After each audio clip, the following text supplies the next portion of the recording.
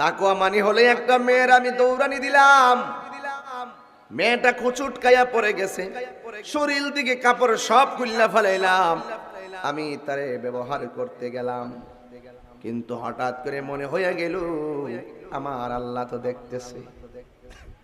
কাপড়টা মেয়েটারে পরাইয়া দিলাম। হাদিস শরীফের মধ্যে এসেছে, যুবক যখন গুহার ভিতরে আটকা পড়ে গেছে, ছেলেটা ডাক দিয়ে কে আল্লাহ, আমি একদিন মেয়েটারে ভোগ করার জন্য কাপড় চোপড় করলাম। মেয়েটা আমারে বলছিল, যুবক তুমি শুধুমাত্র আল্লাহকে ভয় করো, আমি সেই দিন তোমার ডরে এই মেয়েটার ইজ্জত নষ্ট করি নাই, জামা কাপড় পরাইয়া বাড়িতে পৌঁছাইয়া দিছি। ও আল্লাহ, সেই দিন যদি আমি আপনাকে ভয় কইরা মেয়েটাকে ছেড়ে দিতে পারি, মেহেরবানি করে তুমি পাথরটা সরাইয়া দাও।